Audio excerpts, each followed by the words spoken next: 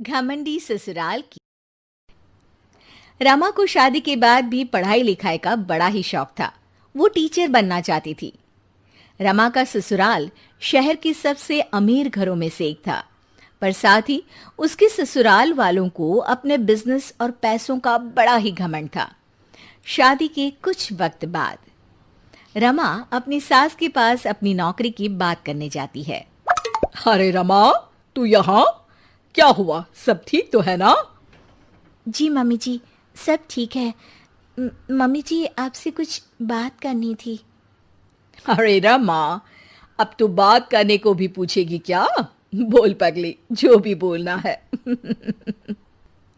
Mummy जी, अब तो शादी को काफ़ी समय भी हो गया है और घर में सभी काम के लिए नौकर लगे हैं। मैं सारा दिन घर पर बोर हो जाती हूँ मम्मी जी। मैं नौकरी करना चाहती हूँ। अरे, ये क्या बोल रही है तू? नौकरी? क्या कमी है तुझे रमा? तुझे पता नहीं, हमारा बिजनेस शहर का सबसे बड़ा बिजनेस है और तू नौकरी की बात कर रही है। लोग क्या सोचेंगे कि इतना बड़ा बिजनेस, इतना पैसा होने का भी क्या मतलब, जब घर की बहू को भी नौकरी करके खुद का खर्चा उठाना पड़ रहा है। नहीं रमा, तू बिल्कुल नौकरी नहीं करेगी। पर माँ जी, मैं टीचर बनना चाहती हूँ। पागल हो गई है बहू? इतने बड़े बिजनेसमैन की पत्नी और बहू टीचर? देख रमा, तुझे पैसे चाहिए तो मैं तुझे देती हूं, पर ये नौकरी की बात तू अपने दिमाग से निकाल दे। और जो सारा दिन वो किताबें पढ़ के तू अपना दिमाग खराब कर रही है ना, उसे भी दूर फेंक दे। मम्मी जी, पर समझिए तो। रमा, देख, अगर तुझे यही बात करनी है तो चली जा यहां से, वरना मैं आज तुझे राहुल से बोल के तेरे मायके वापस भिजवा दूंगी, फिर वहीं गरीबों की जिंदगी में सड़ना। रमा छोटा दिल करके वहां से चुपचाप अपने कमरे में वापस चली जाती है। कुछ वक्त बाद रमा का पति राहुल कमरे में आता है। अरे रमा, क्या हुआ? इतना शांत क्यों हो आज? क्या हुआ, मैडम को शॉपिंग पे जाना है क्या? नहीं जी, बस यूं ही।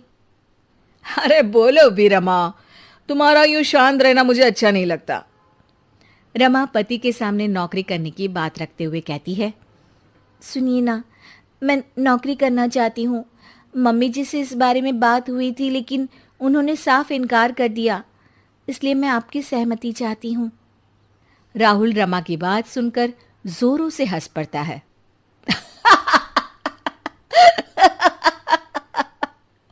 अरे रमा, तुम पागल तो नहीं हो गई हो? तुम्हें नौकरी करनी है। क्या कमी है तुम्हें? तुम्हें शॉपिंग पर जाना है तो मेरा क्रेडिट कार्ड लेकर जाओ। और वैसे भी तुम एक अमीर बिजनेसमैन की पत्नी हो। तुम भी ना रमा। रमा राहुल के सामने नौकरी करने की जिद करती है। पर सुनिए तो, मैं नौकरी पैसों के लिए नहीं, अपने लिए करना चाहती हूँ। मेरा बचपन से टीचर बनने का सपना था। मैं उस सपने को पूरा करना चाहती हूँ। पागल हो चुकी हो तुम। बिल्कुल पागल। राहुल भी माँ की भाषा बोलता है और रमा के सपनों का मजाक उड़ाकर सो जाता है। रमा फिर से अपना दिल छोटा करके सो जाती है। अगले दिन सुबह रमा मम्मी जी से कहती है, मम्मी जी, मैं पास वाले बाजार तक जा रही हूँ। ठीक है बहू, पर शाम को जल्दी लौट आना। जी मम्मी जी। रमा सामान लेने मार्केट जाती है। तभी उसे रास्ते में एक पोस्टर दिखता है जिस पर लिखा होता है, टीचर की ज़रूरत है। रमा उसे देख बहुत खुश हो जाती है और बिना सोचे वहां चली जाती है। अब सुनिए, मैंने बाहर आपका पोस्टर दिखा, टीचर की ज़रूरत है, तो इसीलिए मैं अंदर चली आई। अरे मैडम, आप तो कोई बड़े परिवार से लगती हैं। हमारा तो बस एक छोटा सा एनजीओ है जिसके लिए हमें एक टीचर की ज़रूरत है जो कम पैसों में इन बच्चों को पढ़ा सके। अरे नहीं नहीं, मुझे पैसों की ज़रूरत नहीं है। मैं बस इन बच्चों को पढ़ाकर टीचर बनना चाहती हूँ। अच्छा मैडम जी, अब कल सुबह से रोज आ जाइएगा। रमा वहां से चली जाती है। अगले दिन, मम्मी जी, मेरी सहेली नई किटी पार्टी खोल रही है, तो मुझे कुछ दिन रोज उसके यहाँ जाना है। क्या मैं जा सकती हूँ मम्मी जी? सासू माँ खुश हो जाती है। अरे वाह रमा, किटी पार्टी, मैं भी चलती हूँ तेरे साथ। सासू माँ के साथ चलने की बात सुन रमा डर जाती है। जी जी जी जी माँ जी, वहाँ कोई आपकी उम्र का नहीं होगा, आप वहाँ बोर हो जाएंगी। अच्छा ठीक है बहू, तू जा, पर शाम को वक्त से आ जाना। हाँ। रमा सासू माँ से झूठ बोल बच्चों को पढ़ाने निकल जाती है।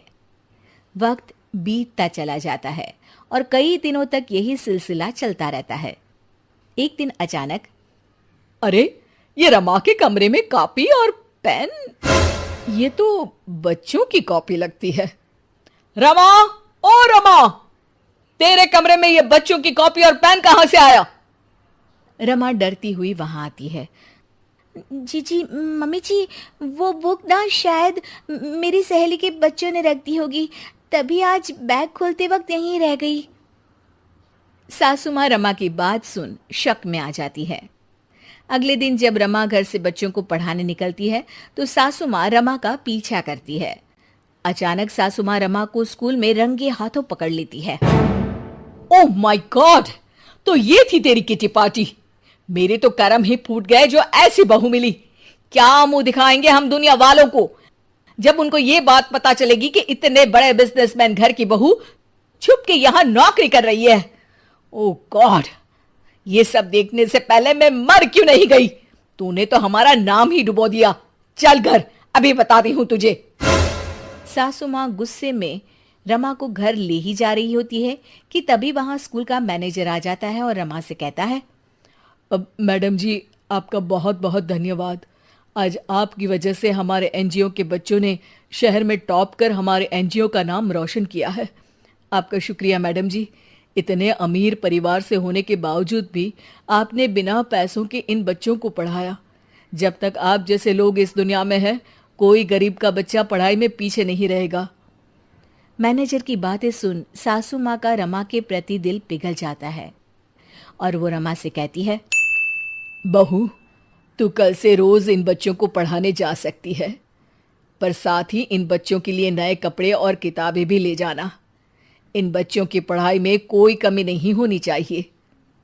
सासू माँ की बातें सुन रमा खुश हो जाती है और फिर से बच्चों को पढ़ाने में लग जाती है, पर अब छुपाकर नहीं, खुलेआम।